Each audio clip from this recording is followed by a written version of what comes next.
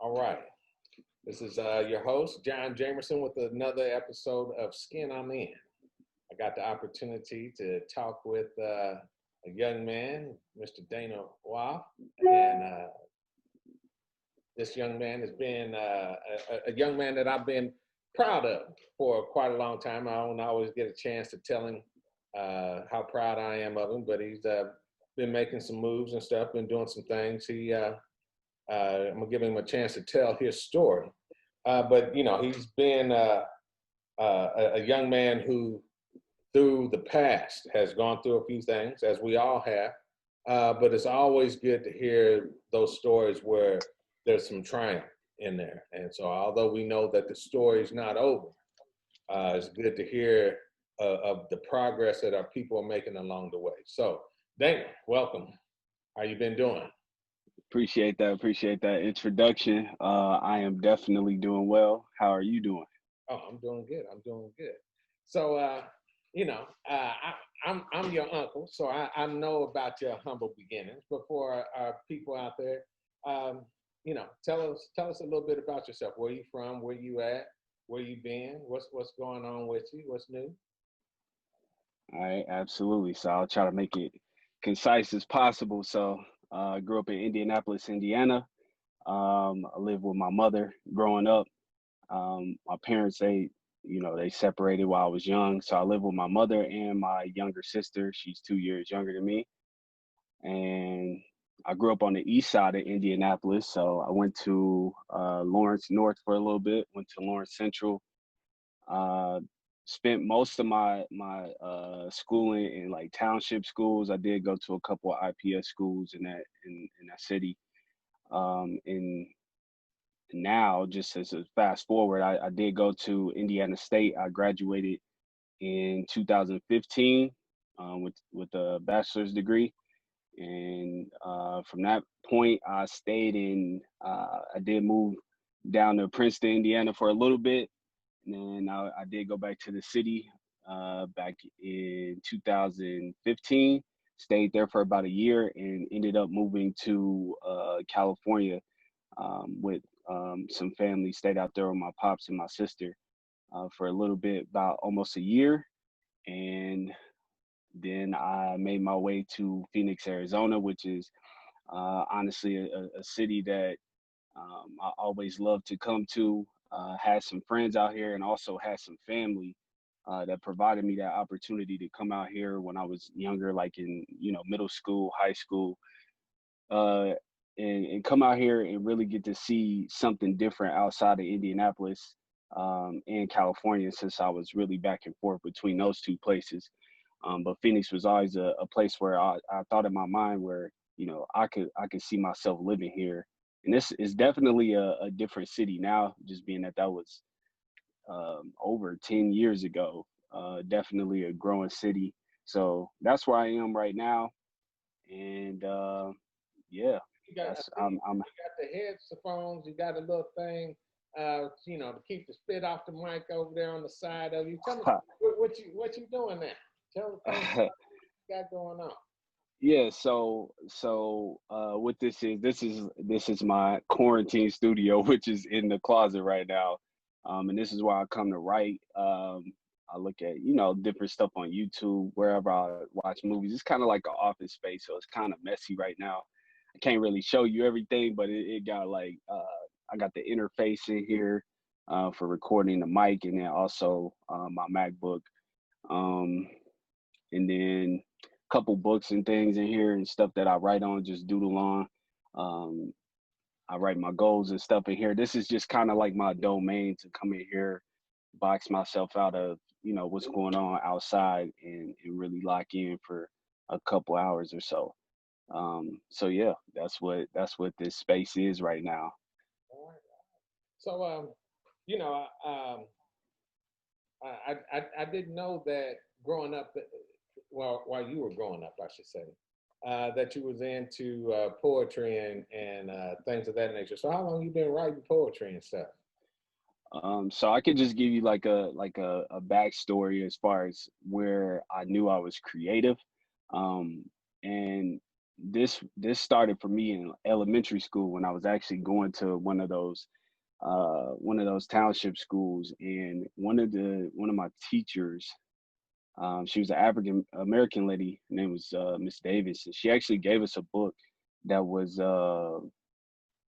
it was a blank hardback book, and basically our assignment was to create a story and make a story, and we were supposed to draw the illustrations and everything. And of course I can't draw, my handwriting is terrible, everything is terrible, but my imagination, my ability to be able to think past my situation and kind of take myself to another world, that's really always been a gift for me.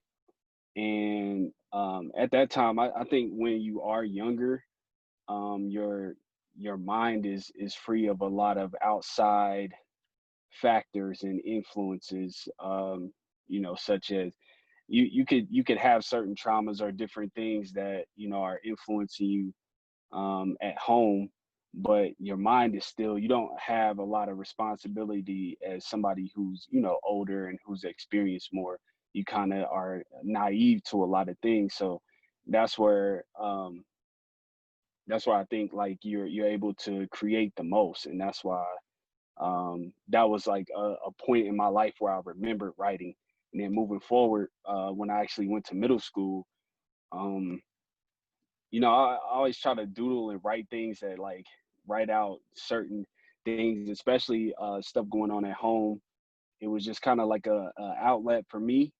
And like in seventh grade, we had a teacher. Her name was like Mrs. Good or something, and she had like this segment. We were doing poetry, and we were learning about poetry and stuff. And I just knew this was something that just flowed to me so easily. Like I was just killing the assignments, doing whatever. And it's just something that came naturally to me. As a young person, I did uh I did always like try to wonder like what my actual talent was, and what um where my inspiration and things came from. Because around that age people were starting to play sports, and I definitely played. I ran track, and I also did football. I did play basketball in middle school. um and I was involved with those kind of things too. I was definitely competitive. um and I was passionate, I would say, as far as sports, I was passionate about track. That was probably the most passionate I was. But as far as like something that I just felt like I had natural talent for, that was just like so easy for me, was just my ability to express myself. And that's kind of just where the roots came from. So moving forward, I never really did much with it in high school. Um, as far as Indianapolis, I was focused on other things as far as like my well-being and stuff like that. So I was focused on, the next step. If I'm gonna go to college, if I'm gonna do XYZ, like uh what it is that I'm gonna do to move forward. Cause some things happened, and I was actually out by the time I was 17. I was still in high school. I was almost about to graduate, but I hadn't been living at home for a minute. So that life kind of threw a curveball at me early, but I was able to adapt, and into adulthood, young adulthood, I could say. Definitely had a lot to learn, and definitely was a lot of bumps in the road, but I eventually got to a point. Obviously, I went to college. College was definitely a good experience for me. I'll say, as far as college, it was this is what I tell everybody, is that it was something that elevated me out of a situation I was in. Just as far as my home experience, my family, as you guys, push education, especially when we were younger. Um, my great grandmother, Granny, she definitely, was a big influence on that. Just somebody being from the South, and coming from those segregated times, and things like that. That's something that really pushed me to you know want her or be for her to be able to see me, take that next level achievement. And God bless her, she definitely was able to see that I was able to graduate from college. But all in all, I knew college wasn't the end all for me, because a lot of people go to college. You hear all these stories and things, and people go to college for the wrong things. Are you going for what your parents want you to go for? And it's a growing phase for a lot of people.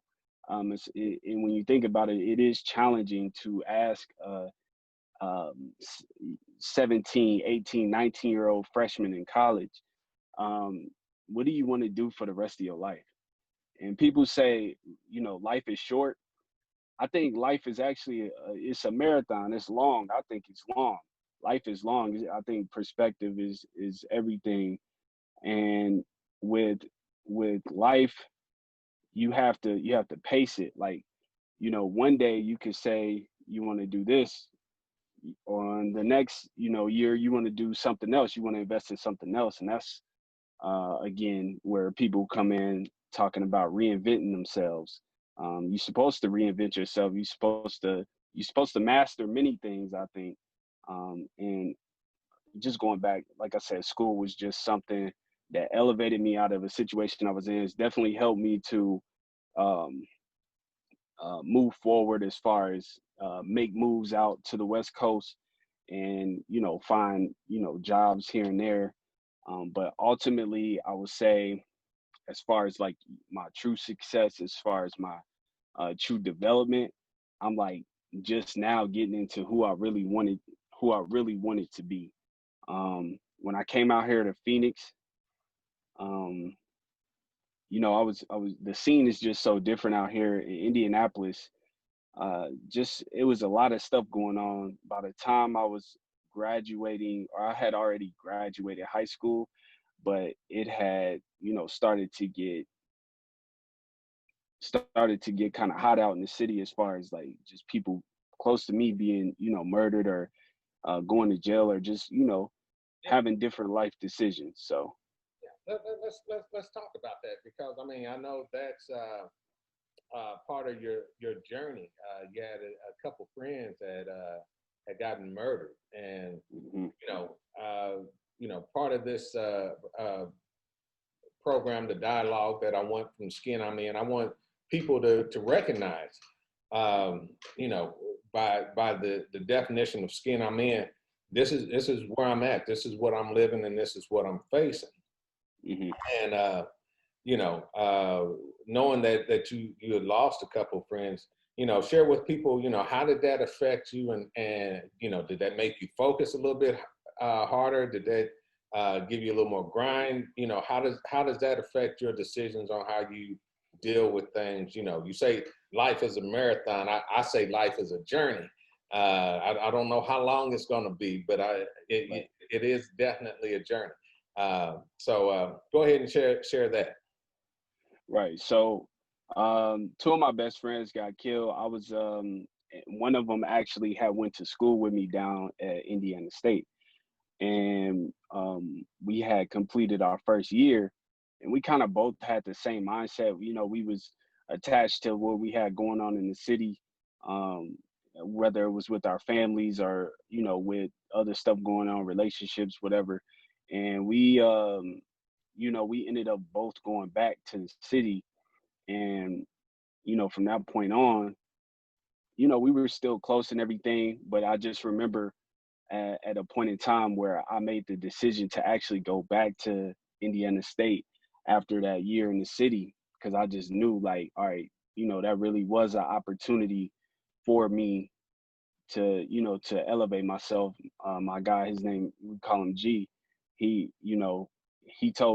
asked him, like, does he think I should go back? And he was like, yeah. He was like, I wish I could go back. And that was such a like a thing I remember from him saying, because obviously he had got killed. But it's like, it sometimes you gotta have that hindsight to really see that opportunity that you had. And I know that's something that he admired me for doing, was going back and finishing what we started there. But really, when they got killed, it was just like it was a shock because man, my friends, like for the most part, we wasn't in no crazy BS like that. Like, of course, everybody do their own thing or whatever. They just happen to be in the mix of something that that was intense or whatever, and they ended up getting killed. And really, I just remember that point in my life because it was just a pivotal moment because I had other things going on that year and just different stressors, and that was a time around finals when we was it was in May of 2000, man, I think it was 2013 they had got killed. um yeah, because I went back in 2012, so yeah, they My had got killed. And I went out on spring break or something with him, didn't you? yeah. So yeah, we went to spring break that year too, and had a good time, man. And it was like that's why it hit so hard um because they were there. They created one of the greatest memories I ever had at this point in my life. So it was just like unbelievable. Spring break was in April, and they had got killed like the next month. It was weird. I was just like, yo, this is a lot. And it took a lot of processing to understand what was going on, and see that. And I think that's where, you know, I knew like I had to take life to the next level. And not to even mention that going on that trip, one of my other friends that was actually on that trip with us, he had, died a couple years later from, different health conditions. So it's just like really, what you said, life is a journey. And I think, people look at death in different ways. Um, People can look at it as wake up calls or, different things like that. And the way I see it, it is, in a sense, just a reminder that, there we do have a certain time here um, where we, you know, go elsewhere. So it's like do what you came to do. And that's something that did inspire me just to get back around to answering your questions. Excuse me. Just him saying, I wish I could. That that means, do what you came to do and um, you know, don't waste time doing other BS that don't really mean much. You know what I mean? Like you have a purpose, you have something in you that you feel that only you know. And that's where, writing came about. Um, and just really sharing it with people, because that's what I was trying to explain earlier as far as me sharing my talent and my craft with people. I never did that because I didn't think people would understand what I was trying to convey or what I was trying to put out there. And it's a whole world of people out there that do what I do. So it's just about having the confidence in doing that. But I also think that that does go back to just the homes and things that we are in. Sometimes, like, parents aren't, under as understanding. Maybe um, they don't understand exactly how to help, or maybe you don't allow them to help by being open. And that was my case, where I really wasn't open with anybody. Like, nobody knew that I was really writing like that. And yeah, that was really it. I remember what's the one song you got? 9/11. Yeah. And when my sons played that for me, and they said, "Do you know who this is?" I said, "Well, it sounds like Dana, but you were always Mr. Bashful and everything, when it comes to doing anything." Yeah. So I was like, "Well, it sounds like Dana, but not exactly sure if it is or not." But Yeah. share with us what if you want, you can spit a line or two, but that's up to you.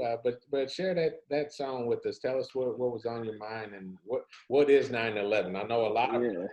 think of 9/11, they think of one thing, but for you, it had a little different meaning. Man, absolutely. 9/11 East 49th. where I seen so much. I swear I grew up twice. I can't even think of the rest, but yeah, I wrote that. I wrote that a minute ago, and really what 9/11 was is that's the house that I can say I grew up in. Just because it was the first, it was like the first house I can remember being in. And I don't even know if you want to call it. I guess you could say that's the east side of Indy. Yeah, yeah, it's, Um, Central, you know. yeah, I'm just so used to being on the far east side of Indianapolis. It's just different. So, yeah, that's a place where I grew up, and that's where I began to have my real remember my first experiences. Like my mom had got married for a second time to my stepdad, and rest in peace to him as well. And then I had, to accept that I had a step sibling as well, and then also, me and my sister, you know, experiencing that, but our worlds are so different. Like me and her, we can talk about different things that happen, and I can say, all right, I don't even remember that happening, but she remembers it, and we was in the same place, and that just goes to show you that like our experiences, our worlds are different. And really what 9/11 was, that song was a song off my first project that was really just an experience. That was my experience from living in that house. And that's probably that when I went back and I thought about it like just maybe a year ago, I was like, man, that song is deep. Like I was really like shocked that I put that much out on a first project because it was a lot. Like I was saying a lot of stuff, but it was what I think that's what something that was supposed to come out of me a long time ago, honestly. As far as writing stuff, I think writing is therapeutic. It is supposed to be storytelling. That's what I love to do. And that's just something that came out. And I would remember writing that. It was no hook, no nothing. It was like straight like 4.5 pages of just writing and And that shows people look. your ability of storytelling. I was telling my sons when I first heard it that it kind of reminded me of Slick Rick from back in the Mm, day. He used to tell them little stories of in his raps and stuff, and I was like, man, I said I haven't heard anybody just be able to spit and just walk you through a story of what's going on like that in a while. So I was pretty impressed. mm, Quietly as it's kept. Back in the day, I used to write a little poetry. yeah. Matter of fact, when I was in college, some of my boys used to come up there, and my job was to write things for their little girlfriends and stuff, and get them back in good with them and stuff. But that was back in the day. Uh, and I will tell you this: if you don't use it, you will lose it. Hmm. There's times I sit down and there's times I can sit down and put out some stuff, and then there's times I'm sitting there and it's like, okay, where do I start? So I encourage you to continue. So, you got any new projects coming out, or let me ask you this. We'll ask that question. It's a two-part question. New Mm. projects, and tell us what would be the song that you would want everybody to hear if they wanted to get a sample of Dana. And what do you call yourself? What's your stage name? Uh, So okay. So I yeah, you know, but they need to know where they can go and get your info at. yeah. So my first project, I put it under my first initial last name, so which would be D Waff. I did that, and I actually changed it. I knew that wasn't gonna be my stage name, quote unquote. I knew that because it didn't stick to me. Honestly, I just felt like I want to put some content out. I'm gonna just go with this, and it's the go to people that you think of like J. Cole or something like that. Of course, like it's so easy to do, and really what I just go by is my name now, which is Dana. which is unique in itself, man. I used to actually, I'm named after my pops, and really, as a kid, this is a true story. I used to just, I can't say that I hated my name. I just didn't like my name because, yes, when I was in elementary school, when I was younger, girls used to talk about me because I had a girl name, and I just couldn't understand it. Oh, you got a girl name, this and that, and I used to hate that because I used to just think that just made me, uh, them look at me like a different way than they looked at other dudes. But then what I realized is, like, as I got older, same chicks try to come back. They try to, it was a chick that was talking about me in middle school. Literally, she was roasting my name, and then she ended up liking me, which I just thought was so weird. And I ended up being able to embrace that. So that's the stage name that I went with, which is Dana. I think it's just unique in itself. And as far as like projects, uh, I dropped a project at the top of the year. 2020 has been very interesting. I dropped probably my best project, which is Let Us Pray. And I'm not just saying that, I'm saying just as far as the concept, as far as the meaning behind it, and the songs that I put into the project, the production, the engineering and all that. Excuse me. That was really probably one of my favorite projects. If you want me to go into detail about how that came about, I definitely can. But as for, what'd you say? Go for it. We got a minute. Yeah, so the project I dropped January 13th, it's called Let Us Pray. And really what that was is, as an artist, it was really a double meaning to the project. So I spelled pray like Prey, because um, we get to a point in life where you feel like the pressure is on you, and you feel like you put in a decent amount of work for people to be able to notice you, or people to know your music, and do this and do that. And to be honest, this is the first project like I feel that confident in. I'm somewhat of a perfectionist, I'll say, as far as just wanting my music to sound just as good as any of these other top artists. I do believe in the quality. But the concept of the project was, again, like, let us pray, as far as like it's time to eat. Like, I'm ready to eat off of what I'm doing. I feel like I put in, some kind of work for some people to notice who I am. And then also, it was in the sense of actually let us pray, like, pray to God, because um what the songs stand for, there's different tracks. I think there's seven songs on there, 7 or 8, and all of them represent different coping mechanisms. And that's really just what the gist of the project was. And anytime we going through something in a black household, um or most black households, a lot of people don't actually try to talk. Like, therapy has just now became a big thing in our community, um, where I feel like something that is not taboo anymore.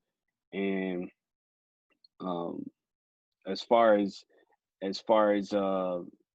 just being able to speak to an adult about your problems, a lot of people, they do just will just pray about it. We should pray about it. We should go to church or do whatever. But sometimes you just need somebody to actually listen to what you're going through. And a lot of that is deflection too. Sometimes when you're an adult or an older sibling doesn't understand what you are experiencing. I mean, it can be challenging to respond, and that's a go-to response. So that's kind of what that project was about. Um, Project before that I dropped was More in Tune, which is last year, and I dropped a couple of other projects as well. But this year, I've been kind of slow pace on dropping any music. I started off performing, as far as like open mics and stuff around here, had a show or two, and then also went to the radio station here in Phoenix, for Get Right at Night, which is like a freestyle for local artists. Definitely got to do that. And then As far as dropping music, I dropped, I just actually dropped another song, which is called Blacks Men Go Forever. And then I also dropped another song called No More with the artist Young Weston, which is he's from out here in Phoenix too. So that's actually probably one of my most popular songs, I would say, just because of how we did it. And moving forward, I do have some stuff really already cooked up as far as new music. Um, but I don't think I'm gonna drop it just yet, just because it really ain't the time. I'm more focused on like the business side of it, as far as um, LLC, making sure that I'm good as far as these publishing like PROs, those kind of things, like ASCAP, and just making sure all my music is legit, and really building relationships too with these producers. I think that's important as far as where I'm at with it, is making sure that these people do know my name, because you only one person away from somebody you really need to know. So I've definitely had been in the face of different people. Yeah. As boy Master P and Ray Charles, all of them would say, own those originals. Hmm. That you own your work, and make sure that you get paid. Make sure you're getting the majority paid. You should be getting 80 to 85% or more out of every dollar. And Hmm.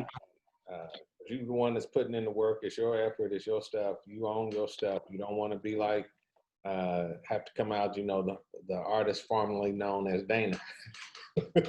Exactly. Yeah. So if somebody wanted to hear your music, how can they? Where can they look it up at? Where's it at? So you can find me on all streaming platforms, Apple Music. You can find me obviously iTunes, Spotify, Amazon, all the main stuff, especially Title as well. Um, and you can find me on YouTube as well. Um, the easiest way you can find me on social media, my name is the same across all platforms, which is with the ones that I use really is Instagram and Twitter, which is Dana's World. So DANAS as in Sam, the letter X, and the word world. Dana's World, Dana's X World. You'll find me on there, and all my music is posted on there as well, as far as the link to get to those sites. So you can definitely find it. Now you said that 2020 has been a whirlwind, and you called me up about a month or so ago just to ask what was on my mind and what I was thinking about all this stuff. Um, we've talked in depth about this for years, about the things that I thought were coming, and you know when you actually begin to see this stuff happening, it's not that I'm shocked about it, but sometimes you're aware of what is to come, and so sometimes that could be a little devastating. So I mean, when you're looking at what's happening, because I know in the youth eye, uh, it's new to me, but it's I know that all movements have always come from the youth. Uh, it's the elders that give direction, but all the energy and movement always come from the youth. So in light of all the killings that is happening in our communities, from all sides, from the police to black on black crime, seeing what's going on with the COVID and everything else. What is on you guys' mind? What are you guys thinking about? I see a lot of movement going on, and what's your hope and aspiration in all this? I can start off with that and just say keep the momentum. That's what's important. And as far as voting and doing all that, I don't really have to say it, but I guess in some cases it does have to be said that we need to be out in the streets. We need to be voting. We need to make sure that our voices are heard, and this just isn't a fad. And just from all the the videos, I'm sure you've been on Twitter, Facebook, all that. You've seen the violence happen. You've seen the people get crazy, and that's just the difference between like generations. Because I'm technically a millennial. The people that come after us, Gen Z or whatever, those are the ones that was in the street, fighting, and we were too. But those are the ones that don't really don't really care. Like if you being wrong, you know, you are being held accountable, and that's just the mindset. Um, a lot of our history, even Langston Hughes has like a saying about um, you know beware of the day or something like that, that that when the black man is no longer docile about what's going on, and that's the truth. It's just like it came to a breaking point. People are out here broke, from losing their job. People are sick, and they are passing away. People are losing family members. So when you get pushed to the edge, when they say like some of the two biggest things that help you learn lessons are you could say heartbreak, you could say death, or you could say the loss of money or being broke. And if two of those are already being if two of those buttons are already being pressed, what you think these people gonna do? I'm out here broke, I don't got nothing. That's where crime comes from. That's where you can even say the challenges come from in some of our communities. Is how you can't expect us not to try to live, at least put some kind of food on our table or money in our pockets. uh that's just where it's at now. People are seeing the real, um seeing the scabs of America being peeled back, the stuff they trying to cover up, the stuff they've been trying to cover up. um Let me ask you this question. Yeah, like I said, I know we used to go deep on some stuff back in the day. mm, mm, This was during the Obama era, mm. and when I used to tell you about things and how things could change so quickly, uh, what was your thoughts at that time? I mean, when you reflect back on the things that you lived through and what you're seeing that's going on now, um, how has that adjusted your opinion of things? I mean, and we're just going back, like I said, about 4 or 5 years when everything seemed like they were good and positive for Mhm. things, and then you had Uncle John that was like, hey, you got to be aware, it's still a lot of work to do. Mhm. So how has seeing this take place? How does it? How has this changed your attitude or adjusted your attitude on things? I'm gonna just say, coming from obviously our family, and then also my dad's side as well. Um, I've been fortunate enough to actually know a little bit more than the average person, a person that thinks it's okay, everything's okay. We just gonna continue to coast through. There's no underlying factors or issues that we have to go through, because I started in neighborhoods that you know there was crime, or there were issues. I've been in different parts of Indianapolis where there are a lot of challenges for Black people. So I think it didn't shock me as much as it did for other people. I think what shocked me most is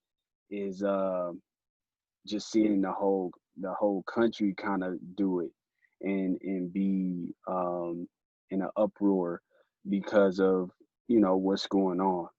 And I think, I mean, yeah, it was time for it. If that's what it takes, if that's what it takes to get attention of people who are clearly missing the point, who clearly disregard, disenfranchised people, then that's what it takes. Um, and I'm not super like violent. I don't promote that or nothing. But if if a bully keeps picking on you, and he's picking on you every day, and he's just beating you up, you gonna get tired of that. You gonna get something. You hear those stories all the time. Kid, somebody gets shot because somebody keep messing with somebody. Leave me alone. That's really what it is. Like, leave me alone.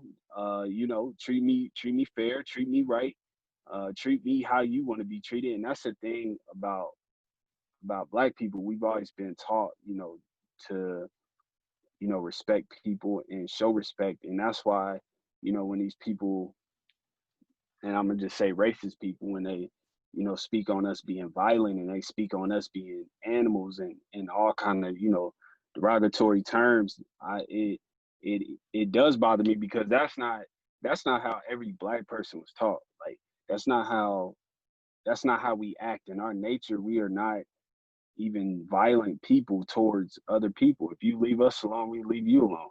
It's not it's not like, I don't know, they've just criminalized us as people, and we still stand the test of time. It's amazing how we can still, be here. As much trouble and trauma we've been through, we still here. There are some underlying factors that we got to deal with.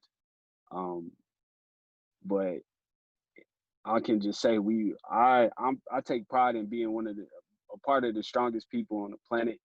Um, and I mean that in the sense of, I've always felt like I can endure anything. If I didn't feel that way, I would not be, where I'm at right now. If I didn't believe in something bigger than myself, or believe that I can get, past things that are set against me. So I'm gonna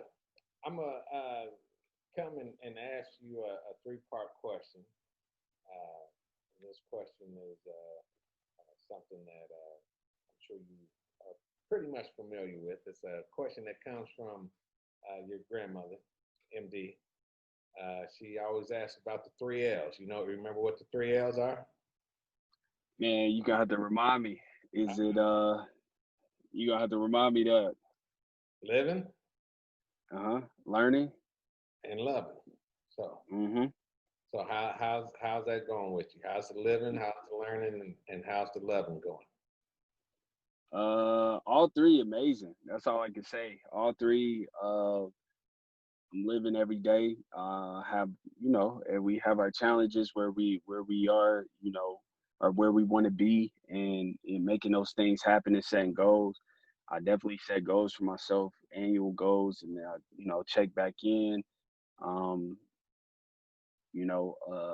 as far as living, we in quarantine in the house, so I gotta work from home, which I'm doing well.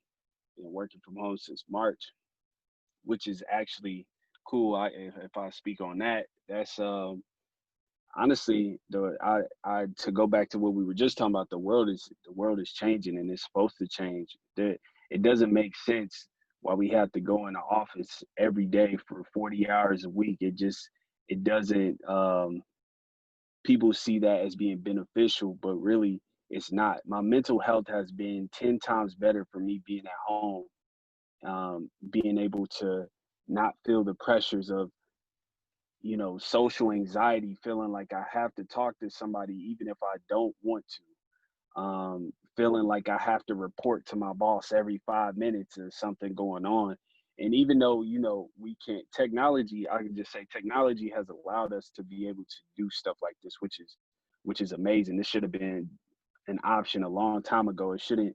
There's no reason why the argument should be, it's better benefits of working in the office. There's benefits to everything, of course. Like, you can work in the office, you can be around people, this and that, and I think people should have that option, especially if, your work life or your home life isn't that great. You might have a lot of kids, abusive spouse or whatever, you may just need to take a break and actually be at work. That might be a getaway, but there should also be an option for people who don't feel that need, who feel they need that, that they might need that space. Maybe some people are just better, they're more productive, being in their own space. I just feel like I have a more clear mind.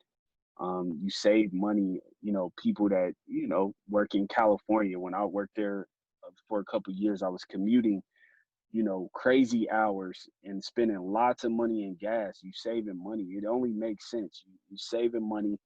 Uh, you might spend a little bit more on, buying food at home, but your overall health is just better, honestly. That's as far as living, and then loving.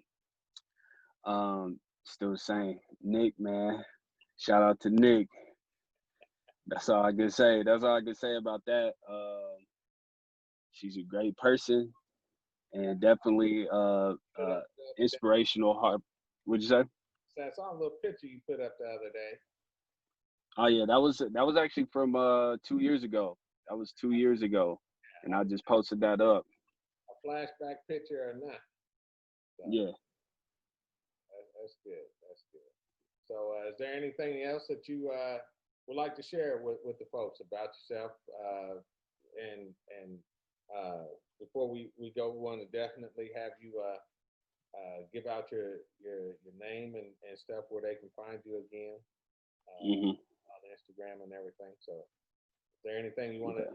share? Any shout outs you want to give or anything like that?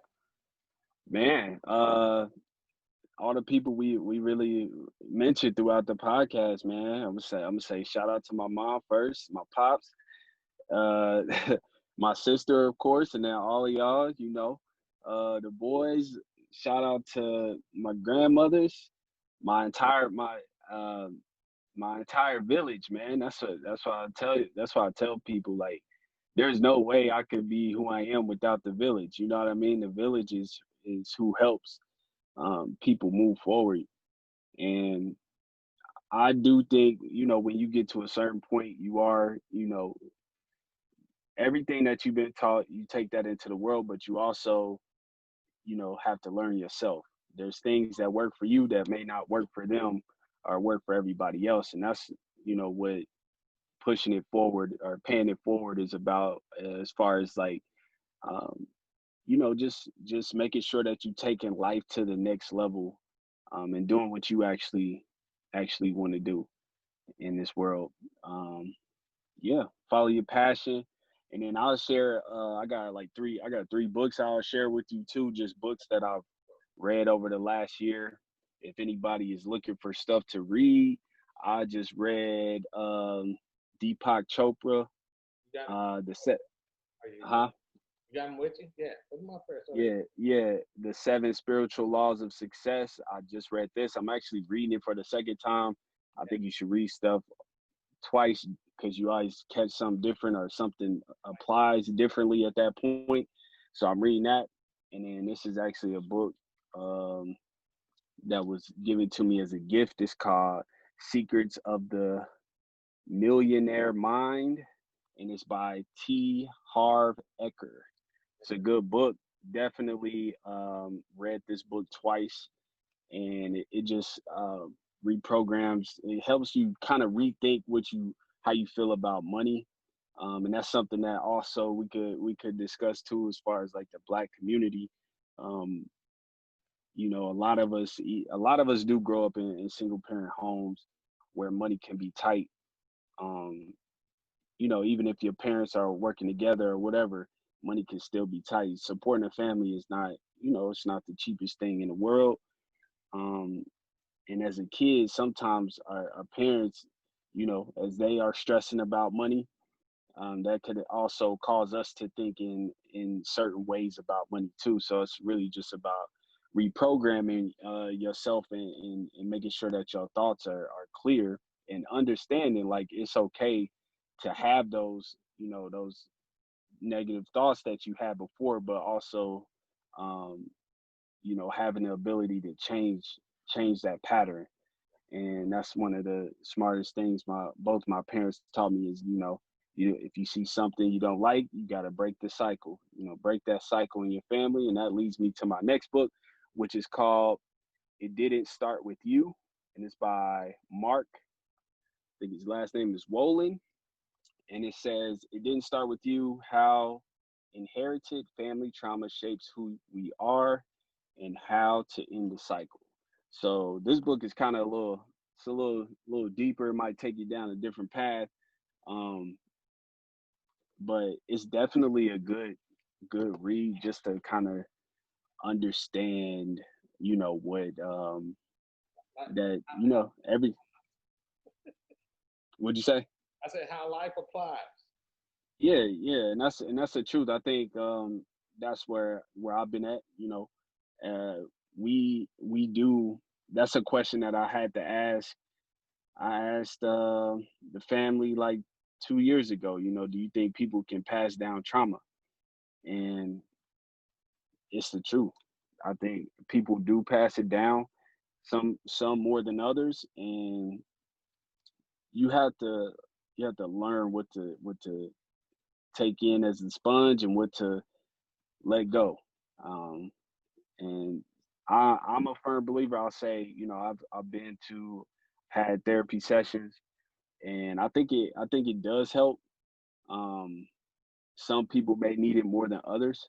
I just think it helps to talk things out, talk your thoughts out, because sometimes if you're talking to the same people, or you talking to family, or you talking to whoever, these people are kind of biased because they already know you. They already know who you are, and they may share some of those same issues. They share some of those same problems, or you could have got those problems from them. You could have inherited that from them. So I just think that's uh that's really what it's about.